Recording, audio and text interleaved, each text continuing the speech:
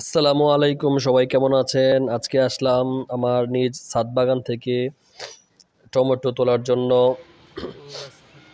গাছের ভিতরে টমেটোগুলা একদম পেকে লাল হয়ে গিয়েছে, তাই আজকে বিকেলে আসলাম এই টমেটোগুলো তোলার জন্য। টমেটোগুলো অনেক কষ্ট করে লাগিয়েছি, একদম গাছ থেকে পাকা পাকা টমেটোগুলো বাইসা বাইসা এগুলা তুলতেছি। তাই একদম গাছের ভিতরে যে একদম পাকা টমেটোটা, একটা গাছের ভিতরে অনেক আসছে। প্রায় 1 মাস যাবৎ যেই কষ্ট করেছি, কষ্টের ফসলগুলা আজকে তুলতেছি। টমেটোগুলো অনেক টক, যদিও বাজারে এখন টমেটোর দাম মাত্র 20 টাকা কেজি, কিন্তু আমার কাছে, আমার নিজের কাছে টমেটোগুলো 1 লাখ টাকার সমান।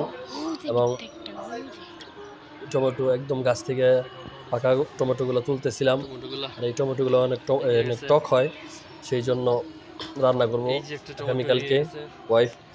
আর যেই কষ্টগুলো করলাম, কষ্টগুলো মোটামুটি একটা সফলতা আসছে। আমি চাই সবাই যদি এরকমভাবে আমরা হালকা হালকা করে কিছু ছাদ বাগান বা নিচে বাড়িতে কোনো কৃষি পণ্য করি, তাহলে সবার জন্যই ভালো। এবং সবার সাংসারিক টুকিটাকি কিছু কিছু যে সবজি লাগে, এগুলা নিজেরা লাগানো হয়, তাহলে সবজির চাহিদাটাও কমে আসবে এবং সবজির দামটাও সবসময় কম থাকবে। এই জন্য আমরা সবাই চেষ্টা করি যাতে সবাই কৃষিকাজের সাথে কিছু কিছু হালকা হালকা সবাই কৃষিকাজ করি। এই তো সবার সাথে তাই শেয়ার করলাম আমার কৃষি যেই কাঁচা পণ্যগুলো তুললাম, তাই সবাইকে দেখার জন্য সুযোগ করে দিলাম। ধন্যবাদ।